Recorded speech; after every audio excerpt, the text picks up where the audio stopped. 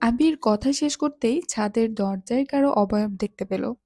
স্পষ্ট চোখে তাকাতেই দেখল মেঘ বিপুল চোখে তাকিয়ে আছে। আবিরের সঙ্গে চোখাচোখি হতেই মেঘ চিবুক নামিয়ে শুষ্ক গলায় ঢোক গিলল। মেঘের মলিন চেহারা দেখে আবিরও কপাল কুঁচকাল। ক্ষত বিক্ষত হৃদয়ে প্রশান্ত করতে প্রাণপণে শ্বাস টানল। মালাকে বলা কথাগুলো মেঘ কি সম্পূর্ণ শুনেছে, নাকি শুধু শুধু ভুল বুঝেছে, সেটাই ভেবে পাচ্ছে না। আবির স্থির দৃষ্টিতে চেয়ে থেকে ধীর কণ্ঠে শুধালো, মেঘ, কেন এসেছিলি? মেঘ নিস্তব্ধতা কাটিয়ে বলল, বড় আব্বু আপনাকে খুঁজছিলেন। আবির কোনো দিকে না তাকিয়ে ছাদ থেকে নেমে গেল। মালা তখনও পাথুরে মানবের মতো দাঁড়িয়ে আছে। মেঘ কয়েক সেকেন্ড মালাকে দেখে মন্থর গতিতে নামতে লাগলো। মেঘের চিন্তান্বিত হৃদয়ে প্রশ্নেরা ঘুরপাক খাচ্ছে।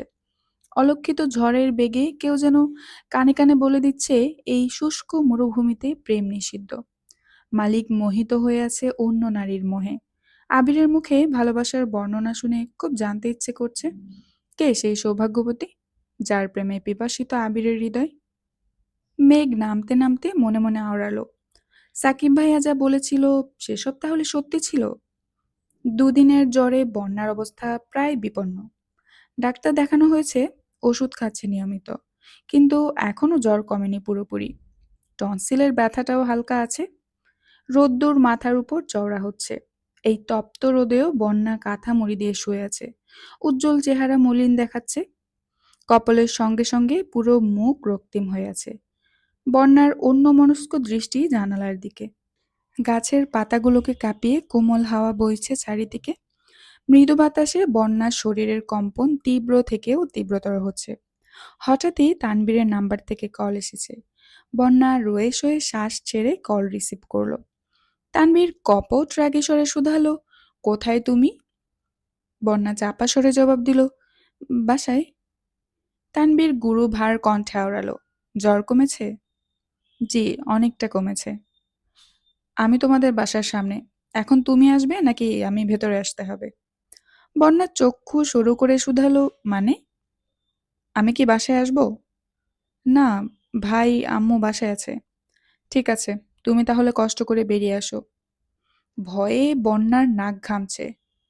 জ্বর আর দুশ্চিন্তায় শরীর কাঁপছে থরথর করে। বন্যার গলা ভার হয়ে আসছে, কথা আটকে যাচ্ছে। কোনো রকমে বিছানা থেকে নেমে মাথায় ওড়না দিয়ে জোরপূর্বক নেমে এসেছে। বন্যার ছোট ভাই হৃদ সিঁড়ি দিয়ে উঠছিল। বন্যাকে নামতে দেখে জিজ্ঞেস করলো, ছোট আপু, জ্বর নিয়ে কোথায় যাচ্ছ তুমি? কোথাও যাচ্ছি না, বাসার সামনে যাব একটু। কি লাগবে বলো, আমি এনে দিচ্ছি। তোকে যেতে হবে না, আমি যাব আর আসবো। বন্যাদের বাসার কিছুটা সামনে তানভীর দাঁড়িয়ে আছে, হাতে কিছু ফল এবং অন্যান্য খাবার। জ্বরের কারণে বন্যার চোখ মুখের বেহাল অবস্থা দেখে তানভীর নিশ্চুপ হয়ে রইল। তানভীরের স্পষ্ট দৃষ্টি বন্যার চোখে নিবদ্ধ। বন্যা তানভীরের থেকে কিছুটা দূরে দাঁড়িয়ে নিভু নিভু কণ্ঠে শুধালো, ডেকেছেন কেন? তোমাকে শাস্তি দেওয়ার জন্য ডেকেছিলাম, কিন্তু যা অবস্থা দেখতেছি, তোমাকে বের করে আনার অপরাধে এখন নিজেকে শাস্তি দিতে ইচ্ছে করছে। আমি কি করেছি? বন্যা ঝাঁঝালো কণ্ঠে শুধালো। তানভীর কয়েক কদম এগিয়ে এসে বন্যার মুখোমুখি দাঁড়ালো। অমনি বন্যার হৃদস্পন্দনের মাত্রা বাড়তে লাগলো। দীর্ঘকালীন নীরবতা ভেঙে প্রখর নেত্রে তাকিয়ে দৃঢ় কণ্ঠে বলল, গত 2 দিনে কতগুলো কল দিয়েছি তোমাকে, একটা কল রিসিভ করার প্রয়োজন মনে করলে না? তোমার জন্য যে কেউ একজন দুশ্চিন্তা করে, সেটা কি তুমি বোঝো? বন্যার বুকের ভেতর প্রবল ঝড় বইছে। স্বপ্ন নাকি সত্যি কিছুই বুঝতে পারছে না। মনের রাজ্যে অনুভূতিরা তোলপাড় চালাচ্ছে। তানবীরের শানিত দৃষ্টি বন্যার হৃদয়টাকে ক্ষত বিক্ষত করে দিচ্ছে। তানবীর বিলম্বিত কণ্ঠে পুনরায় বলল, আমি তোমার বিরক্তির কারণ হলে বলতে পারো। তানবীরের মুখশ্রীর প্রগাঢ়তা দেখে বন্যা মলিন হেসে বলল, তেমন কিছু না, জ্বর বেশি ছিল, কথা বলার মতো শক্তি ছিল না শরীরে, তাই কারো কল রিসিভ করিনি। তানবীর খাবারগুলো বন্যার হাতে দিয়ে শান্ত গলায় বলল, অসুস্থ অবস্থায় তোমাকে বাসা থেকে বের করে আনার জন্য দুঃখিত। সাবধানে থেকো, আর ইচ্ছে হলে কল রিসিভ করো। বন্যা কিছুক্ষণ নিষ্পলক চোখে তাকিয়ে থেকে গুটি গুটি পায়ে বাসায় চলে গেল। খাবার নিয়েছো তো ঠিকই, কিন্তু আম্মুকে জিজ্ঞেস করলে কি বলবে সেই আশঙ্কায় আছে। এর মধ্যে হৃদ নেমে এসেছে। বন্যার হাতে ফোন দিয়ে ব্যাকুল কণ্ঠে বলল, মেঘ আপু কল দিয়েছিল, তোমার কথা জিজ্ঞেস করতেছিল। আমি বলেছি তুমি কারোর সঙ্গে দেখা করতে গিয়েছো। কি ফাজিল ছেলে, তুই এই কথা বলতে গেলি কেন? আমার কি দোষ? আপু বারবার জিজ্ঞেস করছিল জ্বর নিয়ে তুমি কোথায় গিয়েছো, তখন মুখ ফসকে বলে দিয়েছি। বন্যা রাগান্বিত কণ্ঠে চেঁচালো, তোর যন্ত্রণায় আমি নিরুদ্দেশ হয়ে যাব। ফিক করে হেসে হৃদ বলল, নিরুদ্দেশ হলে আমাকেও সাথে নিয়ে যেও, নয়তো একা থাকতে থাকতে ডিপ্রেশনে চলে যাবে। বন্যা ব্রু কুচকে তাকালো। ভাইয়ের সাথে ঝগড়া করার মতো শক্তি একদমই নেই, তাই ফোন নিয়ে রুমে চলে গেল। মেঘকে কল দিতে যাবে এমন সময় মেঘের কল এসেছে। বন্যা বিড়বিড় করতে করতে কল রিসিভ করলো। মেঘ গুরু গম্ভীর কণ্ঠে শুধালো, তুই কার সাথে দেখা করতে গিয়েছিলি? বন্যা চাপা স্বরে বলল, তুই এত সিরিয়াস হয়ে যাচ্ছিস কেন? তো সিরিয়াস হব না? তোকে 1000 বার বলেছি, তুই আমার ভাইয়ের একমাত্র বউ হবি। তুই আমার কথা পাত্তাই দিচ্ছিস না, অথচ কার সাথে দেখা করতে চলে যাচ্ছিস। দেখ বন্যা, আমি আবারও বলছি, এটা কিন্তু আমার ফাইনাল সিদ্ধান্ত। বন্যা নিঃশব্দে শ্বাস ছেড়ে ছোট করে বলল, এইসব পাগলামি বাদ দে। তুই এত জ্বর নিয়ে কার সাথে দেখা করতে গিয়েছিলিস সেটা আগে বল। তোর ভাইয়া এসেছিলেন, হয়েছে? শান্তি? তানবীর ভাইয়া? জি। সত্যি? কখন, কেন? আমি কি জানি, তোর ভাইকে গিয়ে জিজ্ঞেস কর। ফল আর খাবার দিয়ে গেলেন। ভাইয়াকে তো জিজ্ঞেস করতেই হবে। ঠিক আছে জানো, তুমি সাবধানে থেকো। বাকি বোঝাপড়া ভাইয়ার সাথেই হবে। আবিরের মামার বাড়ির মানুষজন সবার থেকে বিদায় নিয়ে কিছুক্ষণ আগেই বেরিয়েছে। যাওয়ার আগে সবাই হাসি মুখে কথা বললেও মালা কারো সাথে একটা কথা পর্যন্ত বলেনি। ভেতরে ভেতরে শুধু ফুঁসছিল। ওনারা যাওয়ার পর পর বসার ঘরে আলোচনা শুরু হলো। আলী আহমদ খান, মোজাম্মেল খান সোফায় বসে আছেন। আবির পাশের সোফায় বসেছে। আলী আহমদ খান ভারী কণ্ঠে শুধালেন, তুমি কি একেবারে দেশে এসেছো, নাকি আবারও যাওয়ার পরিকল্পনা আছে? আপাতত যাওয়ার পরিকল্পনা নেই কোনো, প্রয়োজন পড়লে যেতে হতে পারে। তোমার সাথে ব্যবসার বিষয়ে বিস্তারিত কথাবার্তা আগেই হয়েছিল। এখন শুধু জানতে চাচ্ছি, তোমার কি অফিসের দায়িত্ব নিতে আরো কিছুদিন সময় লাগবে? আবির ঢোক গিলে ধীর গলায় বলল, না, আপনারা বললে আমি আগামীকাল থেকে অফিসের দায়িত্ব নিতে পারবো। কিন্তু তার আগে আমার আপনাদেরকে কিছু বলার আছে। বলো, কি বলবে? তানবীর কেবলই বাসায় এসেছে। বসার ঘরে আব্বু আর বড় আব্বুকে দেখেই থামলো। আবিরের দিকে এক পলক তাকানো মাত্র মোজাম্মেল খান ডাকলেন, তানবীর, এদিকে এসো। আবির আর চোখে তানবীরকে একবার দেখে নিল। তানবীরের নাম শুনে মেঘও রুম থেকে বেরিয়ে এসেছে। দ্রুত পায়ে নামতে গিয়ে আবিরের সঙ্গে চোখাচোখি হলো। আবিরের ব্রু কুঁচকানো, অগ্নি চোখে মেঘের দিকে তাকাতেই মেঘ থেমে গেল। নির্বোধের মতো হেসে গুটি গুটি পায়ে নিচে নামলো। আবির মাথা নিচু করে গুরুতর ভঙ্গিতে বলতে শুরু করলো, রাকিব রাসেলের সাথে আমি নিজস্ব কোম্পানি শুরু করেছি। 2 বছরের উপরে হবে। আমি ছিলাম না বলে এতদিন পুরো দায়িত্ব রাকিব আর রাসেলের উপর ছিল। তাছাড়া তানভীরও প্রয়োজনে যথাসাধ্য সাহায্য করেছে। আপনারা বিষয়টাকে কিভাবে নিবেন সেটা ভেবে কখনো বলা হয়ে ওঠেনি।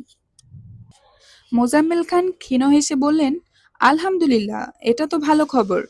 তুমি এত কষ্ট করে পড়াশোনা করেছো, মেধা কাজে লাগিয়ে নিজের আলাদা অবস্থান তৈরি করতে চাইতেছো, এটা খুবই ভালো। আমাদের আগে জানালে আমরাও বরং তোমাদের সাহায্য করতে পারতাম। সবচেয়ে গুরুত্বপূর্ণ কথা, তানবীর যে দায়িত্বশীল হয়ে উঠেছে, এই কথা শুনে বেশ ভালো লাগছে। তা তোমার কোম্পানি কেমন চলছে? আলহামদুলিল্লাহ ভালো, দোয়া করবেন চাচ্চু। ফি আমানিল্লাহ। তোমার কোম্পানিতে আমাদের দাওয়াত দিবে না? আমাদের ছেলের সাফল্য সচক্ষে দেখে আসবো। আবির মৃদু হেসে বলল, জি চাচ্চু, কিছুদিন পর 3 বছর পূর্ণ হবে। সেই উপলক্ষে রাকিবরা প্রোগ্রাম করার পরিকল্পনা করছে। সবকিছু ঠিকঠাক থাকলে ইনশাল্লাহ সবাইকে দাওয়াত করব। আলী আহমদ খান দীর্ঘকালীন মৌনতা ভেঙে বিমর্ষ আননে বললেন, দোয়া করি তুমি তোমার লক্ষ্যে সফল হও। খোদার রহমতে আমরা এখনো সুস্থ আছি। তুমি আমাদের কোম্পানির পুরোপুরি দায়িত্ব নিলেও আমরা তোমাকে সাহায্য করতে পারবো। কিন্তু একটা সময় পর যখন সব দায়িত্ব তোমার উপর পড়বে, তখন 2 কোম্পানি একা সামলাতে পারবে তো? যদি ব্যর্থ হও তখন? আবির হাসলো। আব্বু রাগ করেননি দেখে স্বস্তির নিঃশ্বাস ফেলে বলল, এত এত সাবজেক্ট থাকা সত্ত্বেও আপনি আমাকে ব্যবসা সম্পর্কিত পড়াশোনায় আগ্রহ করেছিলেন, শুধুমাত্র আপনার ইচ্ছেকে প্রাধান্য দেওয়ার জন্য। আমার এখনো স্পষ্ট মনে আছে, আপনি আমাকে বলেছিলেন, পড়াশোনা শেষে তোমার যদি মনে হয় ওখানে সেটেল হবে, তাহলে খুব ভালো, নির্দ্বিধায় আমাকে জানিয়ে দিও। কিন্তু যদি মনে হয় দেশে ফিরবে, তাহলে তোমার প্রথম দায়িত্ব হবে আমাদের কোম্পানির দায়িত্ব নেওয়া, নিজের মেধা শ্রম কাজে লাগিয়ে আমার অপূর্ণ ইচ্ছেগুলো পূর্ণ করা। তাই পারিবারিক ব্যবসা সামলানোটা আমার দায়িত্ব, আর নিজে প্রতিষ্ঠিত হওয়া আমার স্বপ্ন। আমার কাছে স্বপ্ন আর দায়িত্ব দুইটাই সমান গুরুত্বপূর্ণ। আমি একটার জন্য অন্যটাকে কখনো অবহেলা করব না। আর কথা যদি ওঠে আমার ব্যর্থতা নিয়ে, তাহলে বলবো, সফলতার সব ধাপ অতিক্রম করা একজন সফল ব্যক্তির সফলতার পেছনে লুকিয়ে থাকে হাজারো ব্যর্থতার গল্প। সেই ব্যর্থতা সীমাবদ্ধতা মেনে নিয়েই আমি আমার যাত্রা শুরু করতে চাই। আপনারা শুধু আমার জন্য দোয়া করবেন। ফি আমানিল্লাহ। আমাদের দোয়া সর্বক্ষণ তোমাদের মাথার উপর থাকবে। যতদিন বেঁচে আছি, তোমাদের সফলতা ব্যর্থতা সবেতেই আমাদের পাশে পাবে। মোজাম্মেল খান চোয়াল শক্ত করে বললেন, তানভীর যেহেতু ব্যবসার প্রতি আগ্রহী হয়েছে, তাহলে তোমরা দুই ভাই আগামীকাল থেকে অফিসে চলো। তানভীর আবির মুখ চাওয়াচাই করলো। পিন পতন নিস্তব্ধতার মাঝে মেঘ অকস্মাৎ বলে উঠল, ভাই অফিসে যাবে না, পড়াশোনা শেষ করে চাকরি নিবে। আবির তানভীর দুজনেই হকচকিয়ে তাকালো। মেঘের চোখে মুখে তীব্র আত্মবিশ্বাস, মনে হচ্ছে যেন তানভীরের ব্যাপারে না, বরং মেঘের ব্যাপারে কিছু বলছে। এ যাবৎকালে নিজের ব্যাপারেও এতটা আত্মবিশ্বাস দেখায়নি কোনোদিন। আবির হতবম্ব হয়ে রইল। তানভীর এপাশ ওপাশ তাকিয়ে একবার আবিরকে দেখছে, একবার মেঘকে দেখছে। মোজাম্মেল খান মেঘি স্বরে বলল, তোমার ভাই করবে চাকরি? আব্বুর তুচ্ছ তাচ্ছিল্য করে বলা কথাটা মেঘের ঠিক পছন্দ হলো না। মনটা হঠাৎই খারাপ হলো, তবুও নিজের মনোবল নষ্ট হতে দিল না। যে মেয়ে আজ পর্যন্ত কোনোদিন আব্বুর চোখে চোখ রেখে কথা বলেনি, সে আজ ভাইয়ের জন্য আব্বুর চোখে চোখ রেখে গম্ভীর কণ্ঠে বলল, আব্বু, তুমি ভাইয়াকে এভাবে বলতে পারো না। ছোটবেলা থেকে আমার প্রতি তোমার আত্মবিশ্বাস দেখে বড় হয়েছি। আমি যতবার বলেছি পারবো না, তুমি ততবার আমাকে সাহস দিয়েছো, এবং আমি সফলও হয়েছি। আমার আগ্রহকে প্রাধান্য দিয়ে তোমরা সব সময় আমাকে সাপোর্ট করেছো। তাহলে ভাইয়ার বেলায় তোমার এত অবহেলা কেন? কত বছর আগে কি না কি হয়েছিল, সেই ঘটনার জন্য তুমি এখনো ভাইয়ার উপর রেগে আছো। এটা কি ঠিক? তুমি কি জানো না, বাবা মায়ের দোয়া ছাড়া সন্তানরা কখনো সফল হতে পারে না? তুমি অকারণে ভাইয়াকে দোয়া থেকে বঞ্চিত কেন করছো? মেঘ একাধারে কথাগুলো বলে শেষ করলো। তানবীর মাথা নিচু করে দাঁড়িয়ে আছে, আবিরের দু চোখে বিস্ময়ে। মোজাম্মেল খান মেঘের দিকে তাকিয়ে মলিন হেসে বলতে শুরু করলেন, আমি তানবীরকে কখনো অবহেলা করি না। হ্যাঁ, এটা ঠিক, রাজনীতি সহ বিভিন্ন বিষয় নিয়ে একটা সময় তানবীরের উপর আমার খুব রাগ হয়েছিল। সেই রাগ মন থেকে মুছেও গিয়েছে। তানবীরকে হাজারবার বুঝিয়েছি, লক্ষ্য স্থির না করলে জীবনে সফল হতে পারবে না। অথচ তার চাল চলন বরাবরই ছন্নছাড়া। তোমার অল্প স্বল্প দায়িত্ব নেওয়া ছাড়া ও কোনো কাজটা ঠিকমতো পালন করতে পারে না। পৃথিবীর সব বাবাই চায় তার সন্তান ভালো মানুষ হোক, নিজে প্রতিষ্ঠিত হোক। তানবীর পড়াশোনা করে চাকরি নিলে সবচেয়ে বেশি খুশি আমিই হব। কথাগুলো বলতে বলতে মোজাম্মেল খানের চোখ রক্তাভ হয়ে গিয়েছে। চোখের কোণে বর্ণহীন অশ্রু চিকচিক করছে। মেঘ উৎসতাহীন কণ্ঠে বলল, সরি আব্বু, তুমি কিছু মনে করো না প্লিজ। আমি কিছু মনে করিনি আম্মু। আমরা সারা জীবন বেঁচে থাকবো না। তোমাদের ভাই বোনের সম্পর্ক মজবুত না হলে সম্পর্ক সারা জীবন অটুট থাকবে কি করে? আলী আহমদ খান স্বাভাবিক কণ্ঠে বললেন, তুমি যে তোমার ভাইয়ের হয়ে এত কথা বলছো, সে কি চাকরি করতে আগ্রহী? শুনেছি সে ফ্রিল্যান্সিং করে। চাকরি নেওয়ার ইচ্ছে কি তার আছে? এত সময় যাবৎ তানবীর আবির দুজনেই নিশ্চুপ ছিল। আবির ক্ষণে ক্ষণে শুধু মেঘকে দেখছে। মেঘ একদমে কথাগুলো বললেও মনে মনে খুব ভীত হচ্ছে। সবার সামনে ভাইয়ের পক্ষ নিয়ে বলে তো দিল, কিন্তু তানবীর যদি না করে দেয়, তখন কি হবে? তানভীর যে বন্যাকে মনে মনে পছন্দ করে, এই বিষয়ে মেঘের কোনো সন্দেহ নেই। গত কয়েক মাসে অনেকভাবেই তার প্রমাণ পেয়েছে। তবুও মেঘের মনের আশঙ্কা কাটছিল না। তানবীরকে যাচাই করার জন্য গোপনে পরীক্ষাও নিয়েছে। মেঘের নেওয়া প্রতিটা পরীক্ষাতেই তানবীর মুখ থুবড়ে পড়েছে। মুখ ফুটে কিছু স্বীকার না করলেও ভেতরে ভেতরে রাগে কিরমির করছিল। তবে আজ বন্যাকে দেখতে যাওয়ায় মেঘ স্পষ্ট প্রমাণ পেয়েছে, বন্যার পারিবারিক অবস্থা এবং বন্যার আব্বু সম্পর্কে মেঘের খুব ভালো ধারণা আছে। তিনি যেহেতু মনস্থির করেছেন চাকরিজীবী ছেলে ছাড়া মেয়ে বিয়ে দিবেন না, তার মানে দিবেনই না। তাই নিজে প্রতিষ্ঠিত হওয়া এবং বন্যাকে বিয়ে করার জন্য হলেও তানবীরের চাকরি নেওয়াটা অতীব জরুরি। মোজাম্মেল খান তানবীরকে উদ্দেশ্য করে বললেন, তোমার কি চাকরির প্রতি আগ্রহ আছে? তানবীর চোখ তুলে আব্বু আর বড় আব্বুর দিকে তাকালো। একটু চুপ থেকে গমগমে কণ্ঠে বলল, আমার আগ্রহ আছে এবং আমি আমার অবস্থান থেকে সর্বোচ্চ চেষ্টা করব। মেঘ উপর দিকে মুখ করে স্বাচ্ছন্দ্যে শ্বাস ছাড়ল। তীব্র জ্বরে প্যারাসিটামলের মতো তানবীরের সম্মতিতেই মেঘের আতঙ্কের ব্যাধি পুরোপুরি সেরেছে। ছোট্ট বিড়ালছানার মতো আদুরে ভঙ্গিতে হেসে তানবীরের দিকে তাকালো। মোজাম্মেল খান অনুদ্ধত কণ্ঠে বললেন, তোমার বোনের আত্মবিশ্বাস কিন্তু তোমার থেকেও অনেক গুণ বেশি। আমাদের জন্য না হোক, তোমার বোনের জন্য হলেও চাকরি নেওয়ার চেষ্টা করো। মাথা থেকে আজে বাজে চিন্তা ঝেড়ে ফেলো, পড়াশোনায় মনোযোগী হও। আর আবির, তুমি আগামীকাল থেকে অফিসে যেও। আবির কোমল কণ্ঠে বলল, ঠিক আছে।